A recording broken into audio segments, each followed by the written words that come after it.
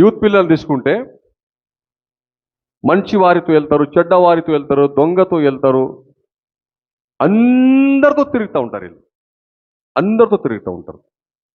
అందుకే బైబిల్ ఏం సెలవిస్తుందంటే దుష్టుల ఆలోచన. చాలామంది ఫ్రెండ్షిప్లో ఈ రోజులో జరుగుతున్నాయి. మీకు లైవ్ చెప్తున్నాను నేను. తప్పు ఒకడే చేస్తాడు, నలుగురు ఇరుక్కుంటారు. ఎందుకు? దుష్టుల ఆలోచన చెప్పు నడిచేవారు వీళ్ళంతా.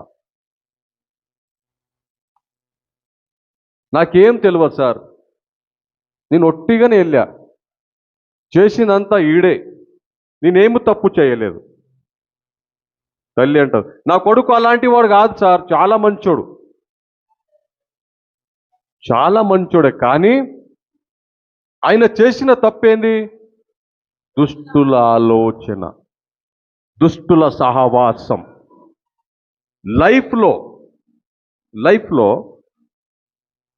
చిన్న పిల్లలు, పెద్దవారు ఎదిగి ఐశ్వర్యవంతులు, బుద్ధివంతులు, జ్ఞానవంతులు, సమాజంలో మంచి పేరున్నవారు ఎదగాలంటే, అలాగా మనం కావాలంటే చిన్నప్పటి నుంచి నీ దారి డిఫరెంట్గా ఉండాలా.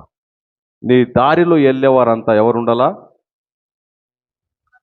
నీతివంతులు, భక్తివంతులు, పెద్దవారు, ఆలోచన ఉన్నవారు, ధనవంతులు, నీ అమ్మడు ఉన్నవాళ్ళు జ్ఞానవంతులు, వారితో నీ సహవాసము గడపాల.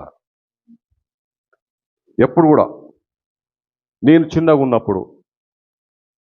ఉన్నప్పుడు నా పర్సనల్గా మాట మీకు చెప్తున్నా, నా ఏజ్తో ఉన్న వారిని ఎప్పుడు నేను ఫ్రెండ్షిప్ చేయలేదు. నా ఏజ్ 20 ఏజ్ ఉన్నప్పుడు 40 ఏజ్ వరకు ఫ్రెండ్స్ ఉంటుండే నాకు. ఎందుకు చెప్తున్న మాట అంటే, పెద్దవారితో ఉన్నప్పుడు కొంచెం మనిషి ఒక సేఫ్గా ఉంటాడు. ఈక్వల్ ఏజ్, సేమ్ ఏజ్, ఆ ఏజ్లో ఏముంటుందంటే ఇది చేద్దాం, అది చేద్దాం, అక్కడ వెళ్దాం, ఇక్కడ వెళ్దాం, అంతే. టైం లేదు, టేబుల్ లేదు, ఎప్పుడు అంటే అప్పుడు ఇంటికి రావడము. ఇక్కడ మనిషి జీవితం, ఈ పిల్లల జీవితం ఏమైపోతుందంటే త్రోవ వదిలేసేసి వారు దుష్టుల సహవాసంలో పడిపోయే అవకాశము ఉంటుంది. అందుకే కీర్తనకారుడు అంటున్నాడు, దుష్టుల ఆలోచన చెప్పు నడవక, పాపుల మార్గమున నిలువక, అపహాసకులు కూర్చుండు చోటున కూర్చుండక, యెహోవా ధర్మశాస్త్రమునందు ఆనందించుచు దీవారాత్రం